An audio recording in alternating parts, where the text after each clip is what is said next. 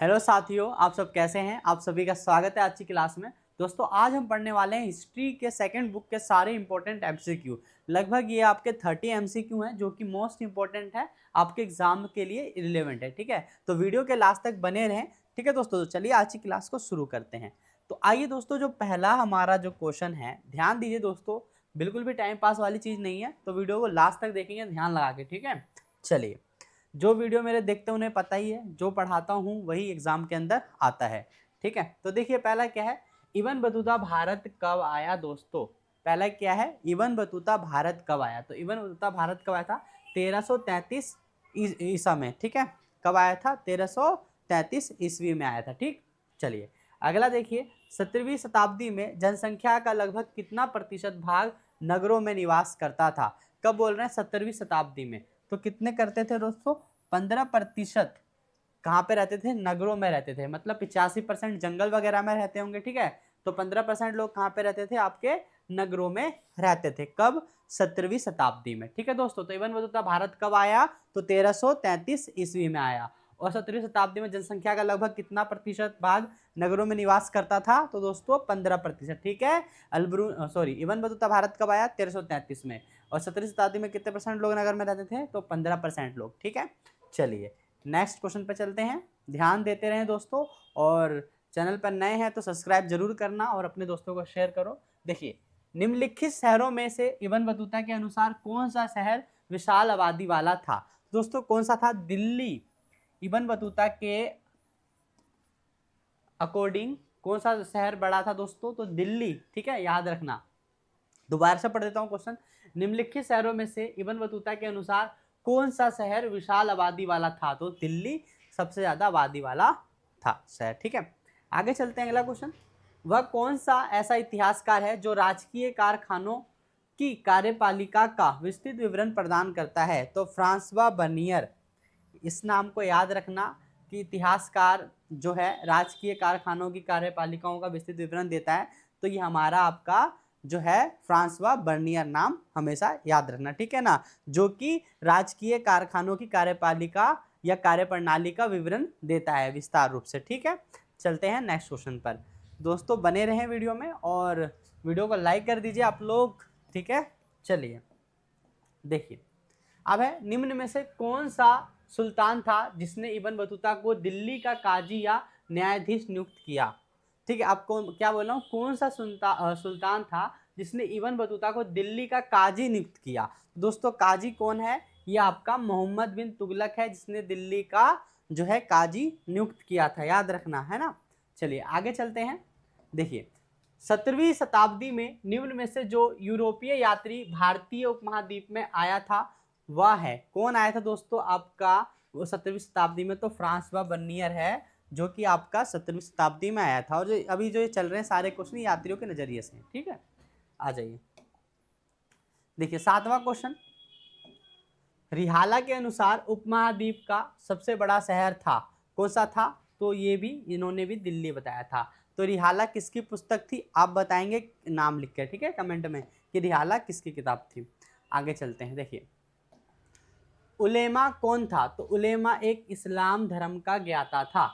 उलेमा कौन था दोस्तों, उलेमा नाम आ गया गलती से आपके एग्जाम में, तो क्या लिखोगे, लिखना है इस्लाम धर्म के ज्ञाता। ठीक, चलिए, जगन्नाथ का शाब्दिक अर्थ क्या है।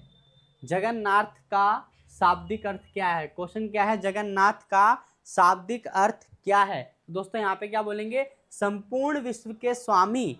जगन्नाथ का मतलब क्या, जगन्नाथ नाम के अंदर ही आपको पता लग रहा है कि इसका मतलब क्या होना चाहिए, संपूर्ण विश्व के स्वामी। ठीक है, बहुत बढ़िया। आगे चलते हैं। देखिए अगला क्वेश्चन, कर्नाटक में वीरशैव आंदोलन के संस्थापक कौन थे, तो वीरशैव संस्थापक कौन थे, बासवाना। बासवन्ना जो भी है नाम याद रखना। ठीक है ना, कर्नाटक में वीरशैव के आंदोलन के संस्थापक कौन थे, तो बासवाना, याद रखना। ठीक, चलिए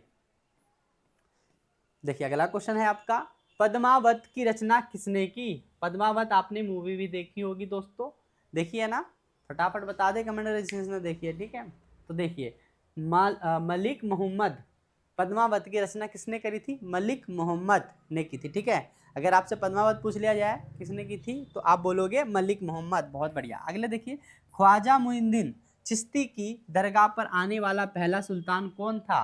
क्या बोला जा रहा है? ख्वाजा मुइनुद्दीन चिश्ती, ये नाम याद रखो। ख्वाजा मुइनुद्दीन चिश्ती के दरगाह पर आने वाला पहला सुल्तान कौन था? तो आप क्या कहेंगे? इल्तुतमिश। कौन था दोस्तों? इल्तुतमिश। ठीक है, पहला व्यक्ति कौन था जो ख्वाजा मुइनुद्दीन चिश्ती के दरगाह पर आने वाला पहला सुल्तान कौन था? तो इल्तुतमिश था। ठीक है, याद रखना। आगे चलते हैं। देखिए अगला क्वेश्चन है आपका, निम्नलिखित में से कौन असम में वैष्णव धर्म के मुख्य प्रचारक के रूप में उभरे? तो दोस्तों कौन उभरे असम के अंदर? वैष्णव धर्म। ठीक है, तो यहाँ पर शंकर देव का नाम उल्लेख है। ठीक है, शंकर देव याद रखना। किस चीज के लिए? असम में वैष्णव धर्म के मुख्य प्रचारक कौन थे? तो आप बोलोगे शंकर देव, याद रखना। खालसा पंथ की स्थापना किसने की? तो खालसा पंथ तो याद रहना चाहिए बच्चों, आप सभी को पता होगा, अधिकतर बच्चों को। देखिए जिसको नहीं पता वो देख लीजिए। गुरु गोविंद सिंह खालसा पंथ की इन्होंने क्या करी थी? स्थापना करी थी।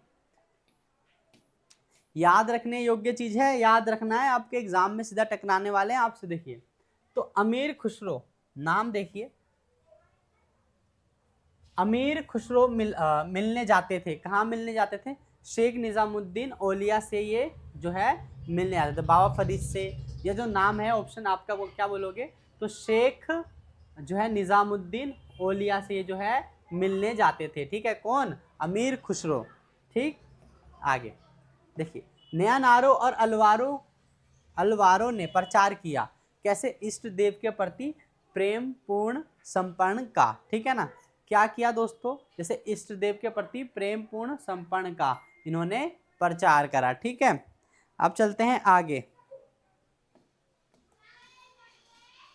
अब देखिए, गुरु नानक के बाद गुरु पद पर आसीन हुए कौन आए? गुरु अंगद। गुरु नानक के बाद कौन आए गुरु पद पर? तो गुरु अंगद आए। ठीक है, यहां तक याद रखना है। आगे देखिए, सूफी पंथ का शब्द क्या होता है? इस्लाम से संबंधित होता है। सूफी का मतलब क्या होता है दोस्तों?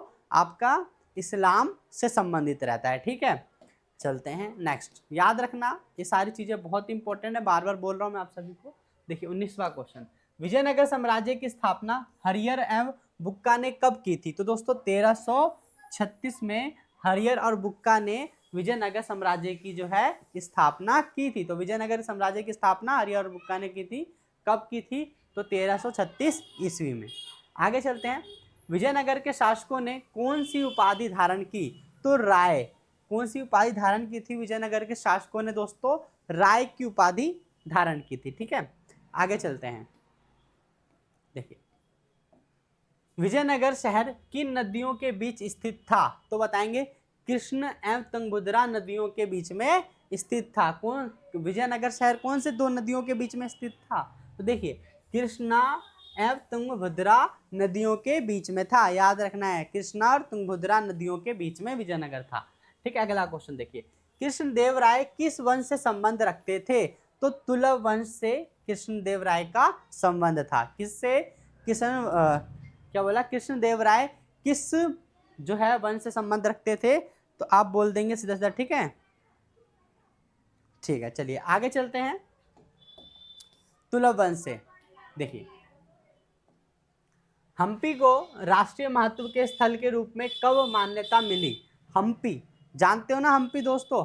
चलिए 1986 में हम्पी को जो है आपको राष्ट्रीय महत्व या राष्ट्रीय महत्व स्थल के रूप में एक दर्जा दिया गया था। ठीक है, ठीक, मान्यता दी गई। आगे, विजयनगर में व्यापारियों के स्थानीय समूह को किस नाम से जाना जाता था? तो चेट्टी नाम से जाना। देखो चेट्टी नाम से जाना जाता था। विजयनगर के व्यापारियों के स्थानीय समूह को किस नाम जाना जाता था? तो ये आप बोलोगे चेट्टी नाम से, चेट्टी। ठीक है भाई, चलिए बहुत बढ़िया, आगे चलते हैं। देखिए, विजयनगर साम्राज्य पर जितने वंशों का शासन रहा वह है 4। तो 4 वंशों का विजयनगर पर या विजय साम्राज्य पर जितने वंश का था तो 4 वंशों का राज्य रहा। ठीक है, आगे चलते हैं। देखिए, कृष्णदेव राय का शासनकाल कब से कब तक था? 1509 ईस्वी से 1529 ईस्वी तक इनका राज रहा था, ठीक है, कृष्णदेव राय, मतलब इनका एक जीवन काल। अब चलते हैं आगे, देखिए विजयनगर के शासकों ने कृषि को प्रोत्साहित किया, तो इसमें क्या क्या इन्होंने करा, बांध, हौज और नहरों का विकास कराया था, तभी तो भाई कृषि को प्रोत्साहित होगा। अब कृषि के लिए क्या पानी चाहिए सफिशिएंट मात्रा में, मतलब पूर्ण मात्रा में, तो उसके लिए बांध, हौज, नहरों आदि का जो है विकास किया गया था, ठीक है। आगे देखिए कृष्णदेव राय के संबंध में निम्न में से जो कथन असत्य है वह है क्या है दोस्तों, देखिए उसने रायचूर दोआब हासिल किया, उसने अपनी माँ के नाम पर नगलपुरम नामक उपनगर की स्थापना की थी, तो बिल्कुल सही है। कई महत्वपूर्ण दक्षिण भारतीय मंदिरों में भव्य गोपुरम को जुड़वाया, ठीक है। उसने बलि प्रथा पर रोक लगाई, ठीक है, ये सारी चीजें। अब देखिए आगे, इसने बलि प्रथा पे रोक लगाई, ये बात जो है ये जो है हमारा असत्य है, क्या है, असत्य। बाकी देखिए दो आप भी हासिल किया था, अपनी माँ के नाम से नगलपुरम नामक एक नगर भी बनाया था, और मंदिरों में भव्य गोपुरम को जुड़वाया भी था, लेकिन ये जो है उसने नहीं किया था, इसका मतलब बलि प्रथा पर उसने रोक नहीं लगवाई थी, ठीक है। अब देखिए कृष्णदेव राय की बात चल रही थी। अब देखिए मुगल काल के भारतीय फारसी स्रोत किसान के लिए आमतौर पर किस शब्द का प्रयोग करते थे, मैंने क्या बोला, मुगल काल के भारतीय फारसी स्रोत किसान के लिए आमतौर पर किस शब्द का यूज करते थे, तो रेयत, किसका, रेयत लोगों का इस्तेमाल करते थे किसानों के लिए, कौन, भारतीय फारसी, ठीक है। आगे आईने अकबरी लिखने का काम किस वर्ष पूरा किया गया था, तो 1598 में आईने अकबरी लिखकर पूरा किया गया था। तो आईने अकबरी किसके द्वारा लिखा गया था, आप ये चीज मुझे कमेंट करके बताएंगे, ठीक है। चलिए कुछ तो आप लोग भी बता दीजिए। चलिए देखिए अब आपको बताना अगला क्वेश्चन, गांव के मुखिया या मंडल का मुखिया कार्य क्या करता है, मतलब क्या था, ठीक है ना। ये बोलेंगे मंडल का मुखिया कार्य क्या करता था या क्या है, देखो यहाँ से इनमें से सभी, मुखिया का चुनाव गांव के बुजुर्गों की आम सहमति से होता था, इस चुनाव के बाद उन्हें इसकी मंजूरी जमींदारों से लेनी पड़ती थी, हाँ बिल्कुल लेनी पड़ती थी, इनमें से सभी, तो ये ऑप्शन आपका बिल्कुल सही होगा, ठीक है। आगे देखिए निम्नलिखित में से जिन्स ए कामिल का सही अर्थ क्या है, जिन्स ए कामिल का, तो देखिए दोस्तों सर्वोत्तम फसलें को आप कह सकते हैं जिन्स ए कामिल, मतलब सबसे अच्छी फसल, सर्वोत्तम फसलें, ठीक है। आगे चलते हैं, अब देखिए क्या बोला जा रहा है, 18वीं शताब्दी में महिलाएं जमींदार कहाँ पाई जाती थी, मतलब महिलाएं, तो ये बंगाल के अंदर पाई जाती थी। 18वीं शताब्दी में महिलाएं भी जो होती थी दोस्तों जमींदार होती थी, ठीक है। अब देखिए अगला क्या है, जमींदारों की व्यक्तिगत संपत्ति को क्या कहा जाता था, तो मिल्कियत कहा जाता था। तो जमींदारों की जो प्राइवेट प्रॉपर्टी थी उसको क्या कहते थे आप, जो है मिल्कियत कहते थे, ठीक है, याद रखना। देखिए दोस्तों 35वां, आप लोग कह रहे होगे सर ये तो टॉप 30 था, लेकिन इतना ही है, ज्यादा नहीं है, ध्यान से देखिए, ठीक है। अहोम राजाओं का संबंध भारत में किस राजा से था, तो देखिए दोस्तों अहोम राजा का संबंध असम से था, असम में अहोम राजा थे, ठीक है। अब देखिए किस मुगल शासक ने तंबाकू पर प्रतिबंध लगाया था, तो दोस्तों किसने लगाया था तंबाकू पर प्रतिबंध, तो जहांगीर ने तंबाकू पर जो है प्रतिबंध लगाया था दोस्तों, ठीक है।